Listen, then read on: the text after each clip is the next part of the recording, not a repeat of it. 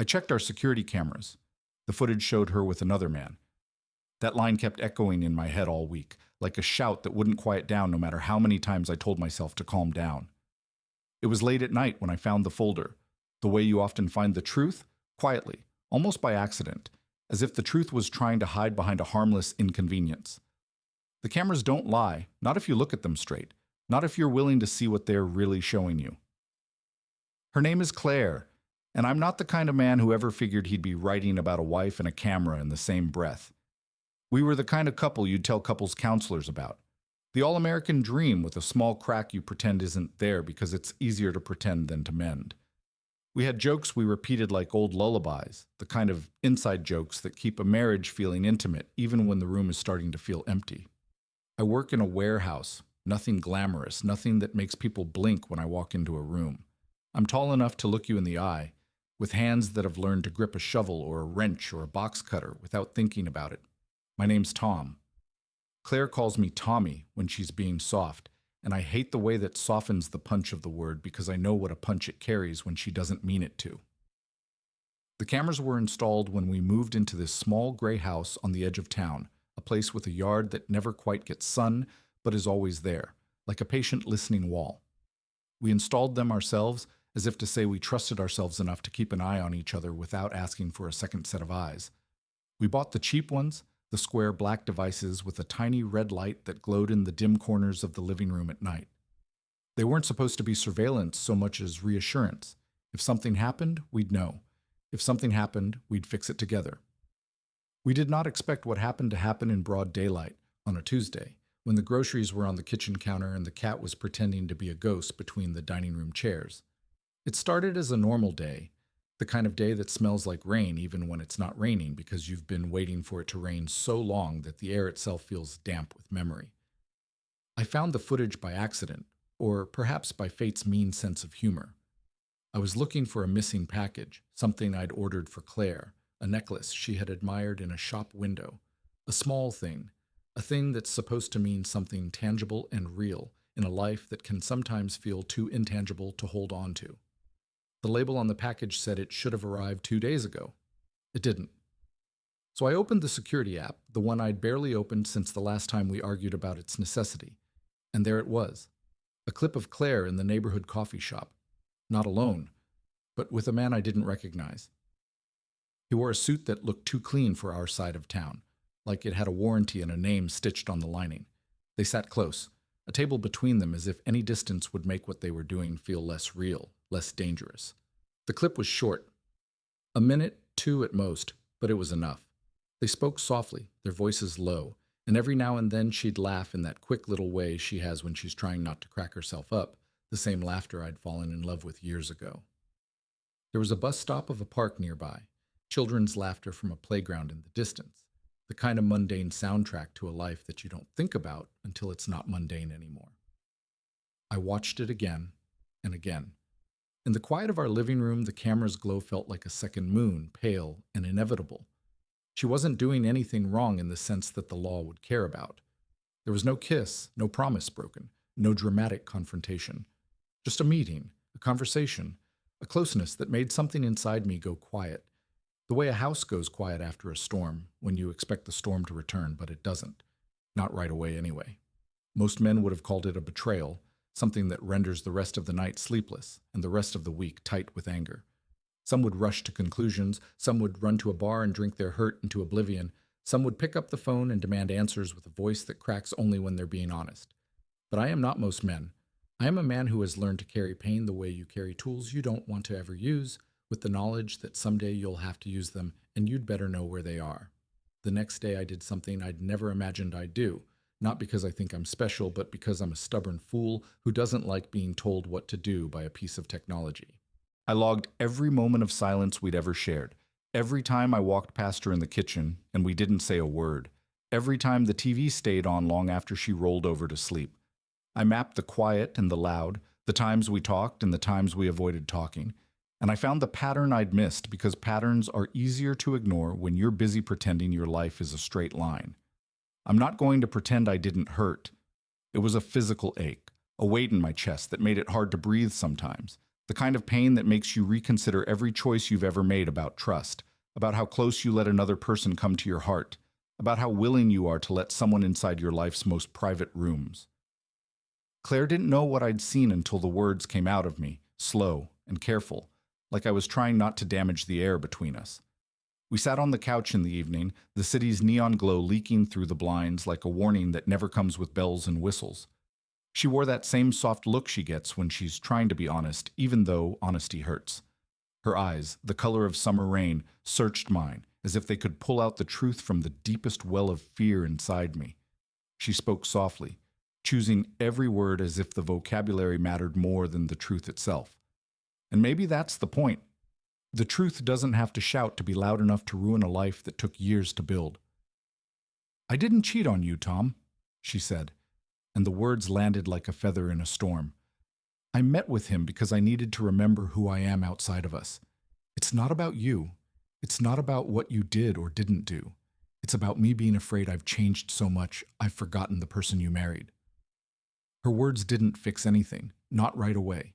They didn't erase the image of the man's suit or the way her hair brushed a page of his shoulder when she laughed, but they did something I didn't expect. They made me slow down. They made me listen to the sound of my own heartbeat, the rush and the tremor and the stubborn insistence that this is not the end, that endings are just beginnings wearing different clothes. We talked for hours that night, and the more we talked, the more the questions piled up like letters unopened. What does trust look like after you've seen it fractured?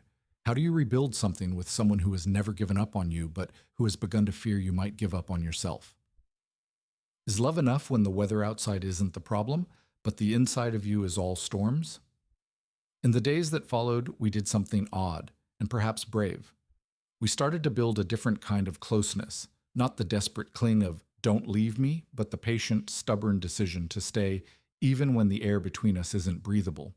We began attending couples therapy, not because we believed it would save us from ourselves, but because we believed we could learn to communicate again, to listen without preparing our rebuttals, to hold on to each other without pretending the pain isn't there. I kept watching the cameras, not as a surveillance device, but as a reminder of what I'd almost lost, my sense of safety, my certainty that the life I'd built with Claire was a thing we both tended day by day, with hands that sometimes trembled and sometimes held firm. It became less about the betrayal and more about the effort of staying, about choosing to see the person I love even when she makes me feel small and uncertain. The footage taught me something I hadn't wanted to learn. Trust is not a fire you light once.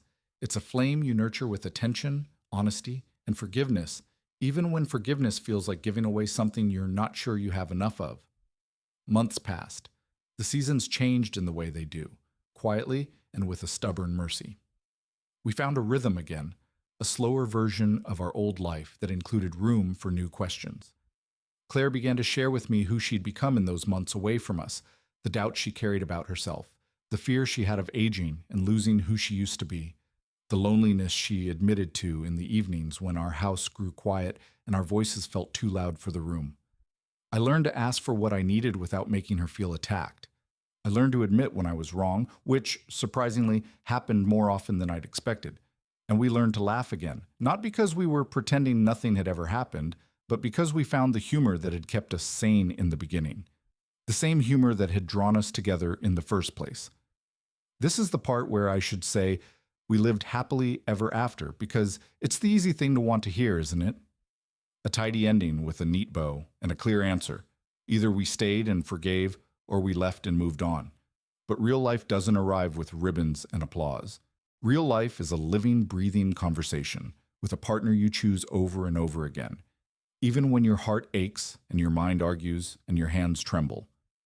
We decided to stay, not because the camera told us to, not because the world expected it, but because we chose to believe in something bigger than our fear, the possibility that a relationship isn't a perfect sculpture, but a living thing that requires attention, work, and sometimes a little mercy.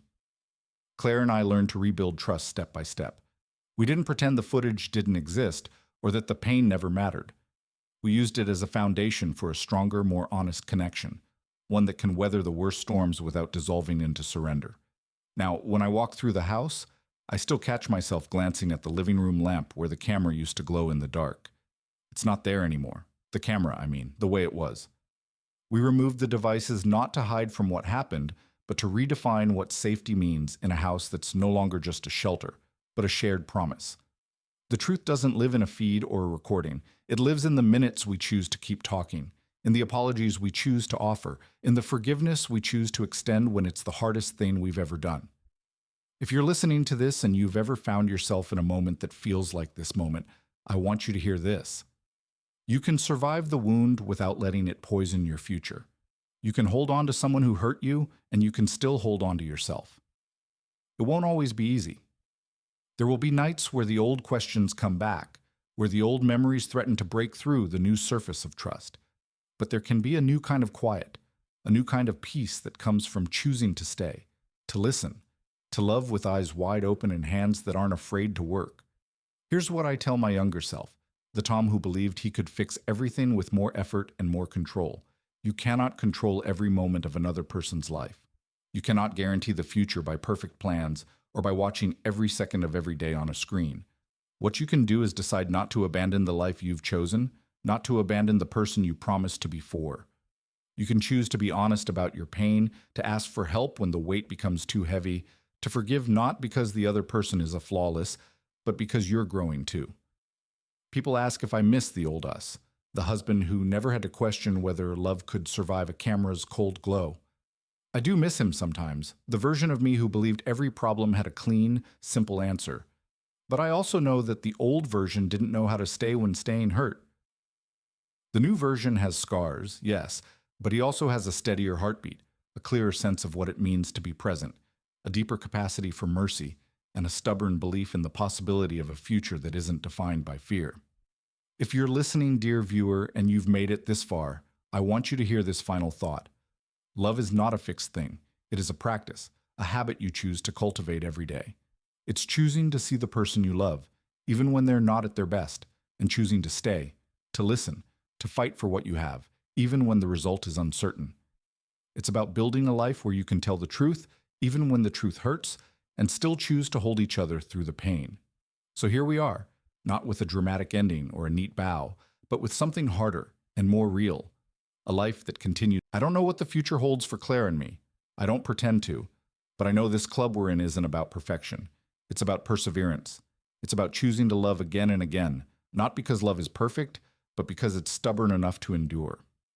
It's about teaching ourselves to trust in a way that's earned, not demanded, in a way that forgives not because we forget, but because we remember what we're fighting for.